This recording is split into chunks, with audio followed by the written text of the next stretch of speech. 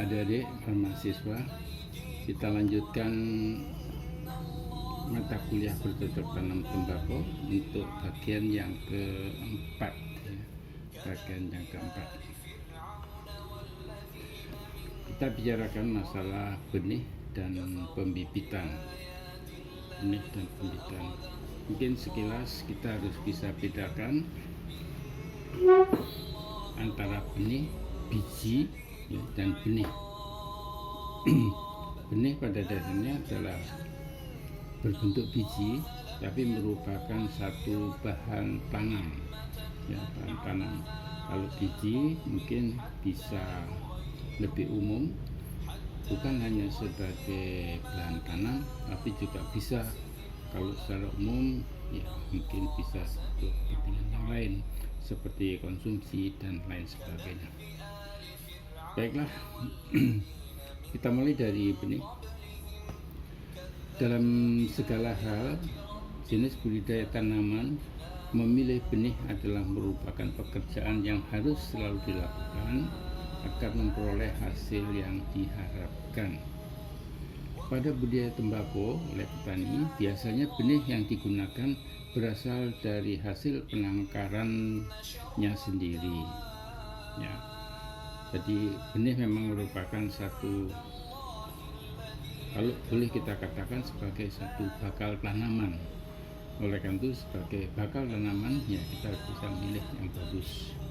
Seperti sudah saya sampaikan di muka, bahwa benih tembakau itu sangat kecil sekali, dalam 1 gram bisa mencapai sekitar 12.000. Kalau satu tanaman saja kadang-kadang bisa menghasilkan sampai 25 gram, kita bisa bayangkan berarti benih dari satu tanaman saja itu bisa banyak kita peroleh. Namun itu teoritis, namun biasanya ya keahlian untuk bisa memilih benih yang bagus ini memang perlu. Petani sebenarnya bisa, tapi perlu ada kehati-hatian. Sehingga oleh karena itu biasanya petani itu pikirannya akan pragmatis ya, artinya tidak mau rugi ya, tidak mau rugi. Sehingga oleh karena itu dia lebih senang kalau misalkan ya sudah beli saja. Padahal sebenarnya beberapa petani yang sudah maju itu bisa melakukan penangkaran sendiri. Kita lakukan sehingga mutu dan kualitas serta kemurnian akan banyak ditentukan oleh keahlian petani itu dalam menangkarkannya. Bila benih akan diperoleh dari suatu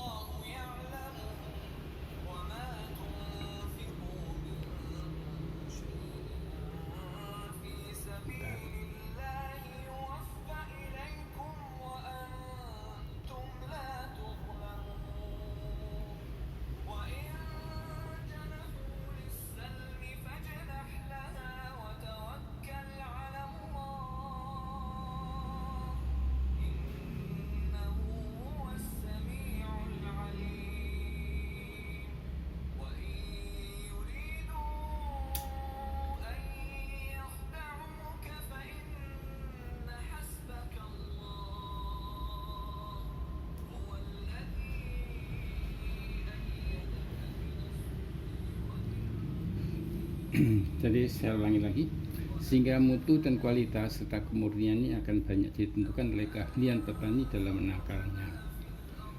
Bila benih akan diperoleh dari usaha menangkar sendiri, maka harus tersedia lahan khusus untuk penangkaran benih.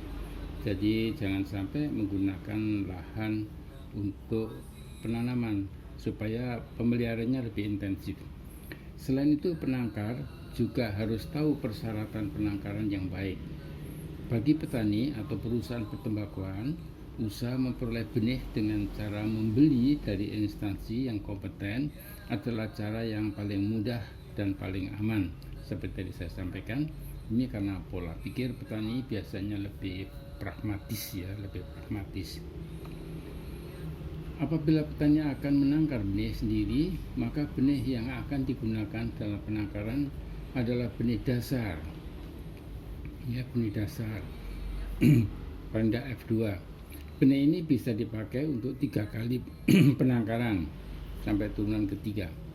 Waktu tanam untuk tujuan penangkaran harus diusahakan agar cuaca pada saat pembentukan dan pemasakan benih itu cerah, sehingga dengan demikian tidak kehujanan atau tidak terganggu oleh iklim sekitarnya. Jika terjadi hujan, maka mutu benih menjadi tidak prima, daya simpannya rendah. Selain itu juga harus diperhitungkan agar waktu berbunganya tidak sama dengan tembakau lain yang berada di sekitarnya. Hal ini untuk mencegah adanya penyerbukan silang. Ini karena sifat tembakau, di samping bisa penyerbukan sendiri, juga bisa melakukan penyerbukan silang.